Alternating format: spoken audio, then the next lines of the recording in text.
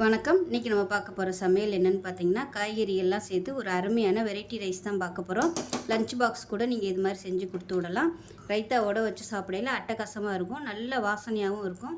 வாங்க எப்படி செய்யலாங்கிறத பார்க்கலாம். இப்போ ஒரு மிக்ஸி ஜார் எடுத்துக்கலாம். இதில் ஒரு கைப்பிடி அளவுக்கு கொத்தமல்லி இலை, அதே மாதிரி ஒரு பிடி அளவுக்கு புதினா. ரொம்ப சேர்க்க வேணாம், இந்த அளவுக்கு சேர்த்திங்கன்னா போதும். இதில் வந்து காரத்துக்கு தேவையான அளவு நல்ல ஒரு 6லேருந்து 7 பச்சை மிளகா, ஒரு 3 துண்டு பட்டை சேர்த்துக்கலாம், 2 கிராம்பு சேர்த்துக்கலாம், அதாவது ஒரு ஏலக்காய் சேர்த்துக்கலாம். மீடியம் சைஸாக ஒரு வெங்காயத்தில் பாதி சேர்த்துக்கலாம். ஒரு 7 துண்டு வர மாதிரி பூண்டு, ஒரு 4 துண்டு வர மாதிரி இஞ்சி சேர்த்துக்கலாம். ஒரு டீஸ்பூன் சோம்பு சேர்த்துக்கலாம். 2 டேபிள் ஸ்பூன் துருவன தேங்காய் சேர்த்துக்கலாம். இப்போ ஒரு பேன் எடுத்துக்கலாம். தேவையான அளவுக்கு எண்ணெய் சேர்த்துக்கலாம். இப்போ எண்ணெய் நல்லா சூடாகிடுச்சு. மீடியம் சைஸாக ஒரு வெங்காயம் நீளமாக நறுக்குனதை சேர்த்துக்கலாம்.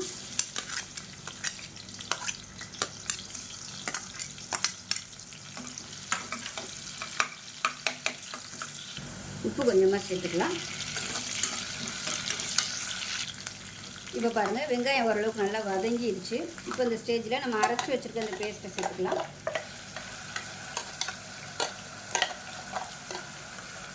சேர்த்து நல்லா எண்ணெய் கசியை வதக்கி விட்டுக்கலாம் மீடியமான ஃப்ளேமில்.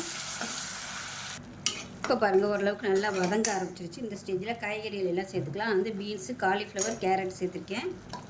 இது கூடவே ஒரு உருளைக்கிழங்கு கட் பண்ணி வச்சுருக்கேன். காலிஃப்ளவர் வந்து சுடுதண்ணில் போட்டு தான் எடுத்து வச்சுருக்கிறேன். இந்தளவுக்கு சேர்த்திங்கன்னா போதும், ரொம்ப சேர்க்க வேணாம் காய்கறி. இது வந்து நல்லா வதக்கி விட்டுக்கலாம்.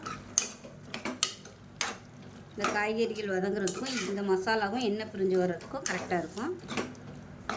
இதில் கொஞ்சமாக மஞ்சள்தூள் சேர்த்துக்கலாம். இப்போ பாருங்கள், மசாலா எல்லாமே நல்லா வதங்கிடுச்சு. இப்போ இதில் வந்து தக்காளி சேர்த்துக்கலாம். ஒரே ஒரு தக்காளி மட்டும் சேர்த்துக்கோங்க. அது கூடவே குடமிளகா, ஒரு குடமிளகா இருக்குது, அதையும் சேர்த்துக்கலாம். இதையும் சேர்த்து வதக்கி விட்டுக்கலாம். இப்போ பாருங்கள், காய்கறி நல்லா வதங்கிடுச்சு. நான் வந்து 1 கப் அளவுக்கு ஜீரக சம்பா அரிசிக்கு 1.5 டம்ளர் தண்ணி வந்து நல்லா சூடு பண்ணிவிட்டு சேர்த்துக்கோங்க. இப்போ இந்த காய்கறி மசாலா எல்லாம் கொஞ்சம் கொதிக்கட்டும். இப்போ ஜீரக சம்பா அரிசி 20 நிமிஷம் ஊற வச்சு தண்ணி வடிகட்டி வச்சுருக்கிறேன். இது கொதிக்கட்டும். கொதிச்சதுக்கப்புறமா சேர்த்துக்கலாம்.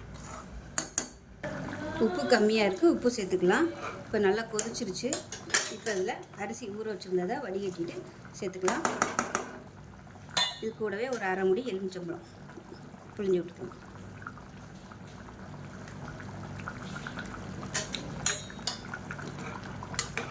நல்லா கலந்து விட்டுட்டு குக்கரை மூடி வச்சுட்டு 2 விசில் விட்டுட்டு நல்லா ஸ்டீம் இறங்கினதுக்கப்புறம் பார்க்கலாம்.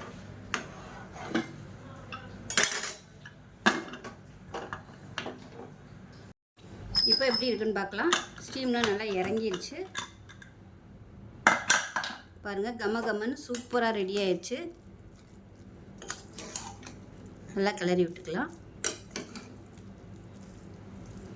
ஸோ அருமையான ஒரு சாதம் ரெடி ஆயிடுச்சு. ஸோ லஞ்ச் பாக்ஸ் கூட நீங்கள் கொடுத்து விடலாம், நல்லாயிருக்கும். ரைத்தாவோட வச்சு சாப்பிட்றதுல அட்டகாசமாக இருக்கும். செஞ்சு பாருங்கள். செஞ்சு பார்த்துட்டு எப்படி வந்துச்சுங்கிறத சொல்லுங்கள். வீடியோ பிடிச்சிச்சுன்னா லைக் பண்ணுங்கள், கமெண்ட் பண்ணுங்கள், சேனலை சப்ஸ்கிரைப் பண்ணுங்கள், பக்கத்தில் பெல் பட்டனையும் ப்ரெஸ் பண்ணுங்கள். நன்றி.